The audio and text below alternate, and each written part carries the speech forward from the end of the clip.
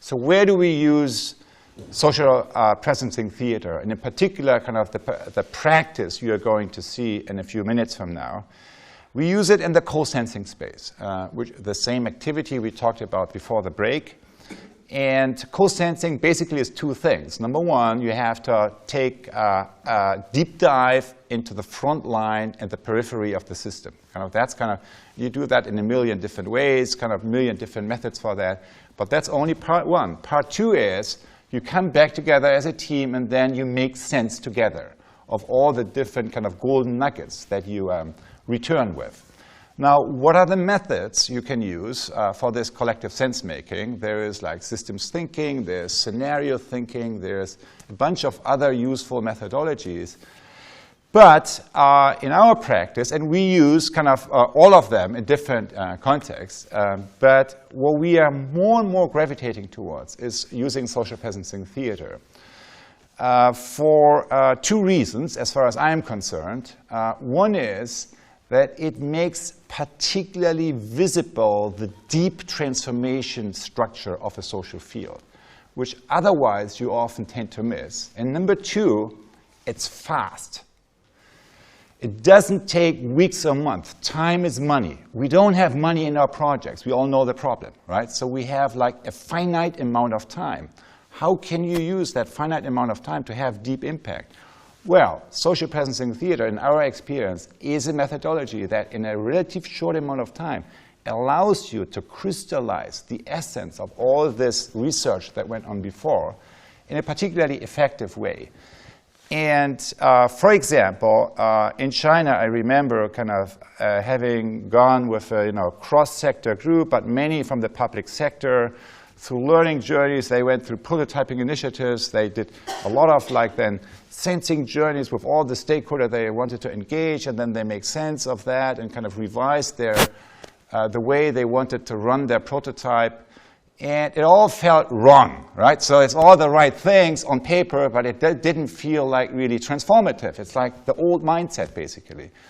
And then we asked them to basically synthesize their stakeholder sensing activities around each of their prototype initiatives, which were groups of 5, 6, 7 usually, in a mapping, right? Sculpture 1, current reality, Sculpture 2, kind of emerging future. And then it happened that it, suddenly clarified what was wrong with the old social sculpture and why they needed to change their intervention. They needed to really rethink and reinvent what they want to do in terms of their prototype in order to transform the old system. I remember there was one, the government in the center of Sculpture 1 telling the citizens what you need, right? They never asked the question, so what they need and how they would get the services or the solutions for what supposedly was their needs.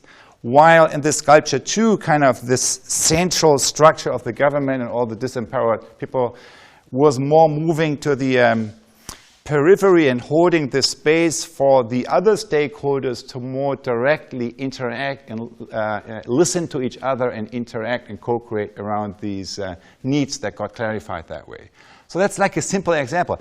But they, from all the talking to the stakeholders, they couldn't really bring all that together. They had the data, but they couldn't bring it together in a collective sense-making mechanism. So why SPT? Why social presencing theater?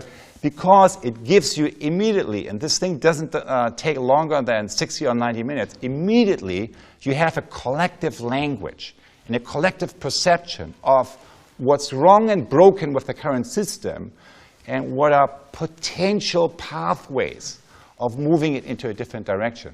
And if in a team of very different stakeholders with very different mental models, you have a collective language, an image as a reference point, so you talk about the same thing, because we all saw what happened and we all heard everyone's debrief, that's worth a lot.